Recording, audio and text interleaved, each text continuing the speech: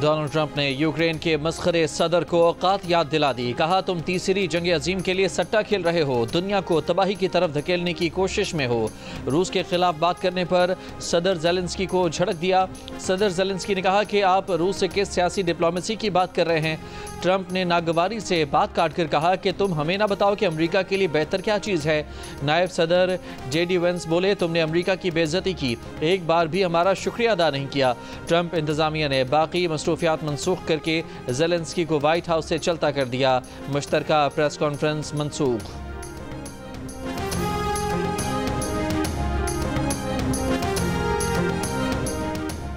Zelensky अमन के लिए तैयार नहीं, यूक्रेनी सदर को वापस भेजकर डोनाल्ड ट्रंप का सोशल मीडिया पर बयान। कहा, ज़ेलेंस्की ने अमेरिका की बेइज्जती की, जब ज़ेलेंस्की अमन के लिए तैयार हों तो वापस आ सकते हैं।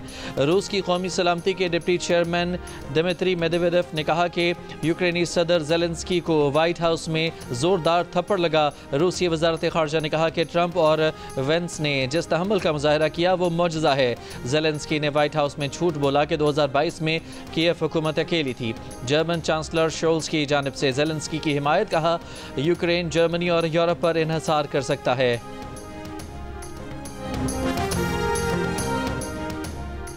पाकिस्तान, बांग्लादेश और भारत में रमज़ानुल मुबारक का चांद नज़र नहीं आया। पहला रोज़ा इतवार 2 मार्च को होगा। सऊदी अरब में रमज़ानुल मुबारक का चांद नज़र आ गया। आज पहली तरावी, कल पहला रोज़ा। खलीजी ममालिक, इंडोनेशिया और ऑस्ट्रेलिया में भी कल पहला रोज़ा होगा। अमरीका में कैलेंडर के तहत रमज़ान का आगाज़ करने वाले हफ्ते को पहला रोज़ा रखेंगे। फ्रांस समेत यूरोप के ज़्यादातर ममालिक में तमाम मसालिक के मुसलमान कल पहला रोज़ा रखेंगे। बरतानिया में कम्यूनिटी इस बार भी मुनक़सम। सऊदी अरब की तक़लीद करने वाले कल, चांद की रोयत पर अमल दरामद करने वाले इतवार को पहला रोज़ा रखेंगे।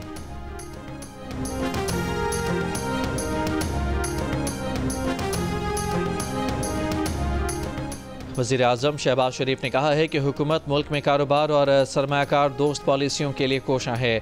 SIFC के ज़रिए सरमायाकारों और कारोबारी बरादरी को एक सहल प्लेटफॉर्म मुहैया किया गया है। फेडरल बोर्ड ऑफ रेवेन्यू की डिजिटलाइजेशन के हवाले से एक बड़ा काम मुकम्मल कर लिया गया है। मुल्क के मुमताज़ सनतकारों और कारोबारी शख्सियात के वक्त से मुलाकात के दौरान गुफ्तगू। वज़ीर आज़म का कहना था कि कारोबारी बरादरी को दरपेश मसाइल का हल हमारी अवलीन तरजीह है। वज़ीर आज़म की कारोबारी शख्सियात, सनतकारों और हुकूमती वज़रा पर मुश्तमिल कमेटी बनाने की हिदायत। कमेटी 2 हफ्तों के अंदर पायदार शरह नमू के हुसूल के लिए हुकूमत को तजावीज़ देगी।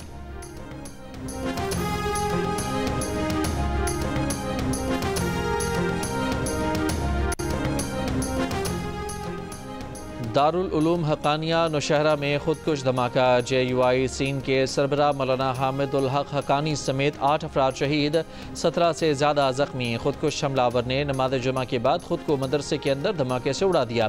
मौलाना हामिदुल हक मौलाना समीउल हक के बेटे और दारुल उलूम हक़ानिया के नायब मोहतमिम थे। इब्तदाई इतलात के मुताबिक दारुल उलूम खुदकुश हमला फितना ख़वारिज ने किया। मौलाना हामिदुल हक ने ख़वातीन को तालीम से रोकने को खिलाफ इस्लाम करार दिया था। इस बयानिए पर मौलाना हामिदुल हक को धमकियां भी दी गई थीं। बेगुनाह नमाजियों को निशाना बनाना मज़मूम और घिनौना अमल है। दहशतगर्द मुल्क कौम और इंसानियत के दुश्मन हैं। सदर मुमलिकत आसिफ अली ज़रदारी की दारुल उलूम हक़ानिया की मस्जिद में खुदकुश हमले में नमाजियों को निशाना बनाने के मकरूह फ़ेल की मज़म्मत। वज़ीर आज़म शहबाज शरीफ का हमले में कीमती जानों के नुकसान पर गहरे दुख का इजहार। शोहदा के अहल खाना से इजहार ताज़ियत। वज़ीर दाखिला मोहसिन नकवी ने मौलाना हामिदुल हक शहीद की दीनी खिदमात को खिराज अक़ीदत पेश किया। कहा, कौम की हिमायत से दुश्मन की हर साजिश नाकाम बनाएंगे।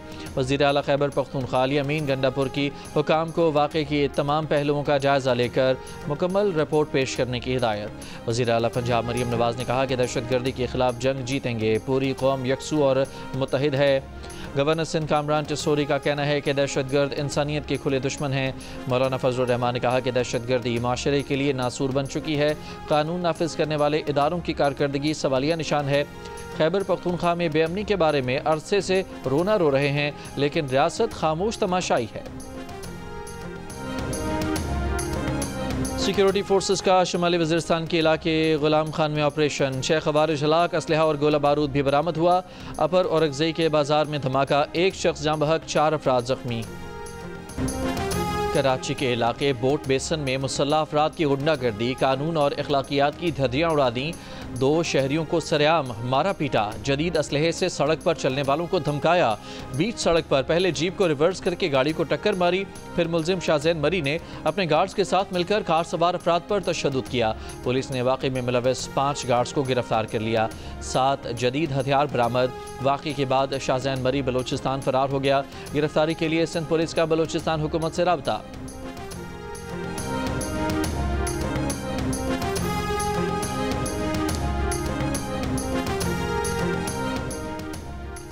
कौमी असम्बली की कायम कमेटी बराए दाखिला ने FIA और एंटी नारकोटिक्स फोर्स को मुस्तफ़ा आमिर कत्ल केस की तहकीकात का हुक्म दे दिया। इजलास में अब्दुल कादिर पटेल ने सवाल उठाए कि जलसाजी से बैंक अकाउंट खोले गए, नशा इस्लामाबाद से कराची कुरियर के जरिए जाता रहा, डार्क वेब से खरीदो फरोख्त और असलहे की खरीदारी कैसे हुई, FIA और वफाकी एजेंसियां कहाँ हैं। कमेटी के रुकन आगा रफ़ीउल्लाह ने इल्ज़ाम लगाया है कि मुस्तफ़ा आमिर केस में मुलजिम के खिलाफ तहकीकाती टीम में उसका रिश्तेदार शामिल है।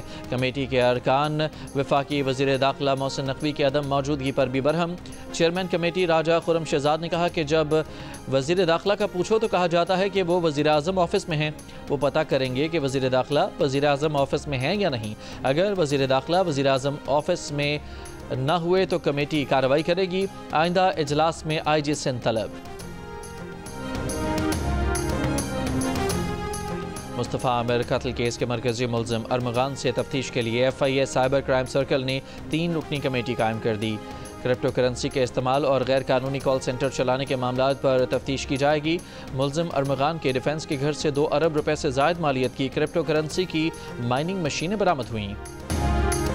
अरमगान केस में पुलिस की नाअहली है। केस में जो नाम आ रहे हैं वो हमारे लिए मसला है। कराची पुलिस चीफ जावेद ओढो की गुफ्तगू। कहा कई अफसरान के खिलाफ कार्रवाई की है। अरमगान 5 बार पकड़ा गया। अरमगान से तकरीबन सब लोग खाइफ थे। अभी एक शख्स को पकड़ा, उसके मैनेजर के अकाउंट में पैसे आ रहे थे जो मनशियात फरोशी से पैसे कमा रहा है, उसको नहीं छोड़ेंगे। वज़ीर आला सिंध से भी बात हो गई है। मुलव्विस पुलिस एहलकारों के खिलाफ एक्शन हो रहा है।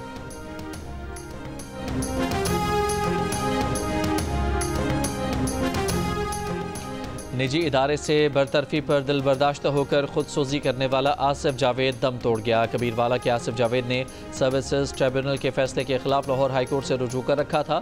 आसिफ जावेद को कई बरस पहले नौकरी से बरतरफ कर दिया गया था।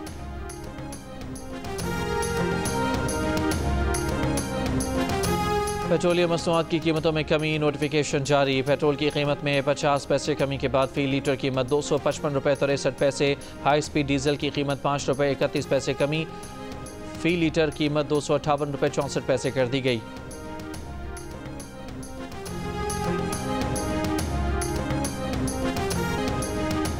तहरीक इंसाफ के रहनुमा शिबली फराज ने कहा है कि कल वजीरों का एक झुरमट काबीना में शामिल किया गया। ऐसे लोगों को नवाजा गया जिन्होंने अपने ज़मीर को बेचा है। अवाम ये देख रहे हैं कि ये क्या सर्कस जारी है। मुल्क की भलाई के लिए कोई प्लान नहीं।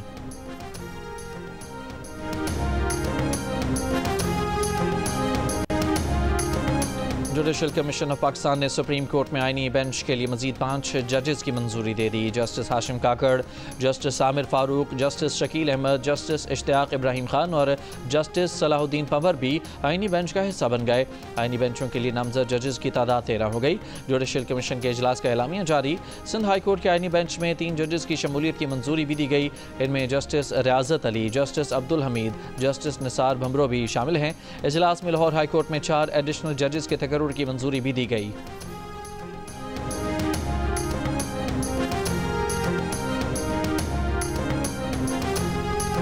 जुडिशल कमीशन के 4 अरकान ने सुप्रीम कोर्ट आईनी बेंच में 5 मजीद जजेस की शमूलियत की मुखालिफत कर दी। जस्टिस मुनीर अख्तर, जस्टिस मंसूर अली शाह, तहरीक इंसाफ के 2 अरकान सेनेटर अली जफर और बैरिस्टर गौहर ने शमूलियत की मुखालिफत कर दी।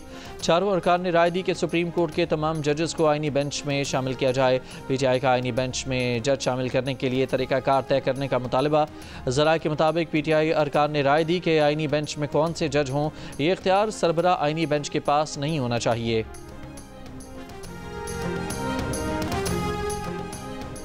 तहरीक इंसाफ की पार्टी के खिलाफ क्रैकडाउन पर जुडिशल कमीशन बनाने की दरख्वास्त पर समाअत। सुप्रीम कोर्ट का पीटीआई को पार्लियामेंट जाने का मशवरा। जस्टिस जमाल मंदोखिल ने रिमार्क्स दिए कि पार्लियामेंट जाकर आवाज़ उठाएं, पार्लियामेंट बहुत कुछ कर सकती है। वकील पीटीआई सलमान अकरम राजा ने जवाब दिया कि पार्लियामेंट इस पर कुछ नहीं कर सकती। जस्टिस जमाल मंदोखिल ने कहा कि हमें हक़ाइक़ को मानना पड़ेगा। आपकी जमात के खिलाफ ऐसी सूरत हाल पैदा होने का कोई बेनिफिशरी भी होगा। सलमान अकरम राजा ने कहा कि हर दौर में एक जमात के बेनिफिशरी और एक के ज़ेर अताबा होने का फैसला कोई और करता है। दलाइल सुनने के बाद अदालत ने समाअत गैर मुअय्यना मुद्दत तक मुलतवी कर दी।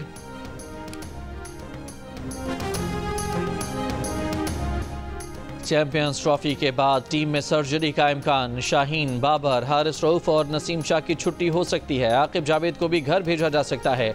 दौरा न्यूजीलैंड के लिए अहम मुतवक्का फैसले जियो न्यूज़ ने हासिल कर लिए। पीसीबी ज़राए का कहना है कि दौरा न्यूजीलैंड के लिए फुल टाइम नया हेड कोच मुकर्रर किया जाएगा।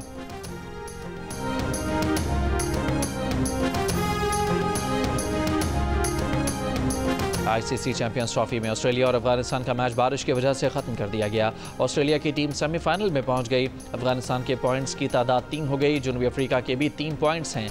ग्रुप बी से दूसरी टीम का फैसला आज जनूबी अफ्रीका और इंग्लैंड के मैच के बाद होगा। ऑस्ट्रेलिया के खिलाफ मैच में अफगानिस्तान ने पहले बैटिंग करते हुए 273 रन बनाए। ऑस्ट्रेलिया ने 12.5 ओवर्स में 1 विकेट पर 109 रन बनाए, लेकिन बारिश के बायस मैच मनसूख करना पड़ा। तमाम मैच जियो सुपर बराह रास्त दिखा रहा है।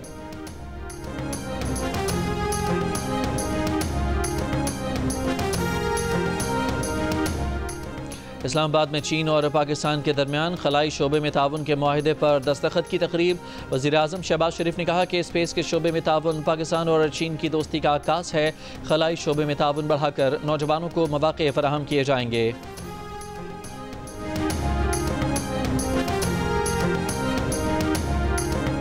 पाकिस्तान जमहूरियत की दर्जाबंदी में मजीद नीचे चला गया। इकोनॉमिस्ट इंटेलिजेंस यूनिट की रिपोर्ट के मुताबिक पाकिस्तान की जमहूरियत की दर्जाबंदी 2023 में 3.25% थी, जो 2024 में कम होकर 2.8% रह गई। इस तनज़्ज़ुली की वजह मुल्क में इंतखाबी मसाइल और सियासी बहरान को करार दिया गया।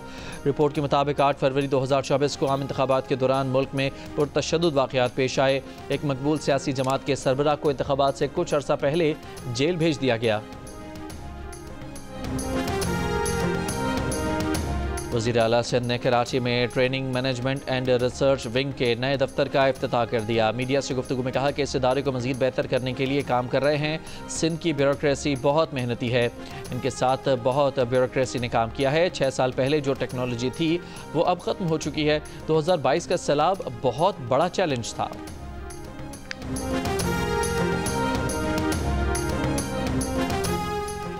सिंध हुकूमत 10 मार्च को ग्रीन लाइन और ऑरेंज लाइन BRT का कंट्रोल संभालेगी। सीनियर सूबाई वजीर शर्जील मेमन की ज़ेर सदारत Sindh mass transit authority board ने मंजूरी दे दी। शर्जील मेमन ने कहा कि सिंध हुकूमत अवाम को जदीद और मयारी सफरी सहूलियात देने के लिए पुरअज़्म है। ग्रीन लाइन और ऑरेंज लाइन BRTs को मज़ीद तरक्की देने पर काम करेंगे। कोयटा में जान मोहम्मद रोड के करीब धमाका, एक सिक्योरिटी एहलकार समेत 10 अफराद जख्मी। ट्रामा सेंटर और सेंडमैन अस्पताल में इमरजेंसी नाफिज। कराची के इलाके गुलशन इकबाल में एतवार बाजार के करीब वाटर टैंकर की टक्कर से एक शख्स जान बहक, दूसरा जख्मी। हादसे के बाद ड्राइवर मौके से फरार हो गया। मुश्तइल अफराद ने वाटर टैंकर को आग लगा दी। यूनान में तारिकीन वतन की कश्ती हादसे से मुतालिक एक ऑडियो ने सवालात उठा दिए। बरतानवी नशरियाती इदारे के मुताबिक लीक ऑडियो में यूनानी हुकाम ने कश्ती के कप्तान को हिदायत दी कि वो मदद के लिए आने वाले जहाज़ को बताए कि तारिकीन वतन यूनान नहीं बल्कि इटली जाना चाहते हैं। 90 मिनट बाद एक और कॉल में यूनानी अफसर ने मदद के लिए जाने वाले जहाज़ के कप्तान को कहा कि वो अपनी लॉग बुक में लिखे कि महाजरीन यूनान नहीं जाना चाहते। बच जाने वाले अफराद ने दावा किया है कि यूनानी कोस्ट गार्ड ने कश्ती को गलत तरीके से कर उल्टाया, जिसकी वजह से हादसा पेश आया। बाद में जिंदा बच जाने वालों को खामोश रहने पर मजबूर किया। 14 जून 2023 को यूनानी समंदरी हदूद में कश्ती डूबने से 650 से ज़ायद तारिकीन वतन हलाक हो गए थे।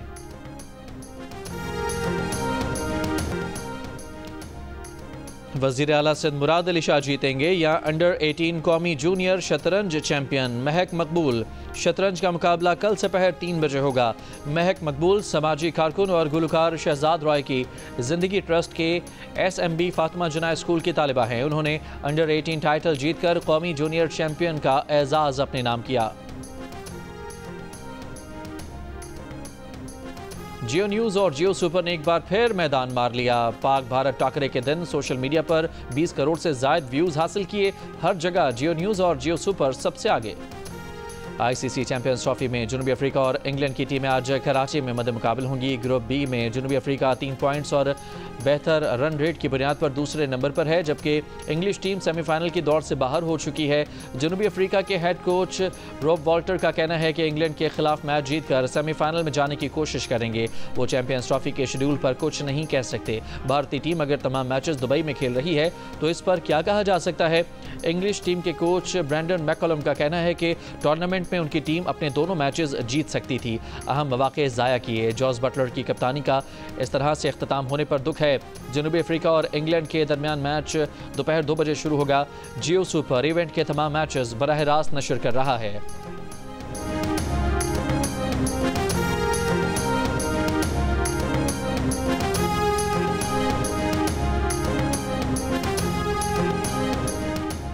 चैंपियंस ट्रॉफी के ग्रुप ए का लीडर कौन होगा, फैसला इतवार को भारत और न्यूजीलैंड के मैच से होगा।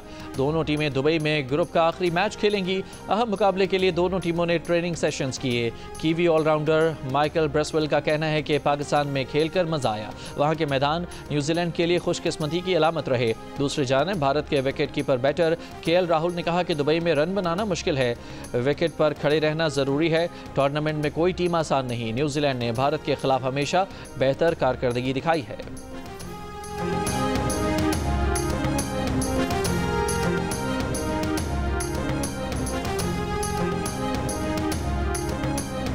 इंग्लैंड की क्रिकेट टीम के कप्तान जॉस बटलर कप्तानी से मुस्ताफ़ी। जनूबी अफ्रीका के खिलाफ कल चैंपियंस ट्रॉफी का मैच जॉस बटलर का बतौर कप्तान आखिरी मैच होगा। बटलर का कहना है कि टीम उनकी क़यादत में अच्छा परफॉर्म नहीं कर सकी, नताइज मायूस कुन रहे। आइंदा वो अपनी क्रिकेट पर फोकस करना चाहते हैं। चैंपियंस ट्रॉफी में इंग्लैंड को ऑस्ट्रेलिया और अफगानिस्तान के हाथों शिकस्त का सामना करना पड़ा था। टीम ग्रुप मरहले से आगे न बढ़ सकी।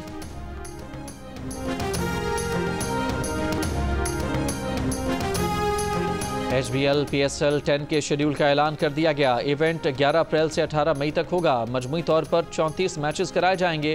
रावलपिंडी में इस्लामाबाद यूनाइटेड और लाहौर कलंदर के दरमियान इफ्तिताही मैच समेत 11 मैचेस होंगे। गद्दाफी स्टेडियम 18 मई को फाइनल समेत 13 मैचेस की मेज़बानी करेगा। कराची और मुल्तान PSL के 5-5 मैचेस की मेज़बानी करेंगे। पेशावर 8 अप्रैल को PSL के नुमाइशी मैच की मेज़बानी करेगा। PSL का फाइनल 18 मई को गद्दाफी स्टेडियम में खेला जाएगा।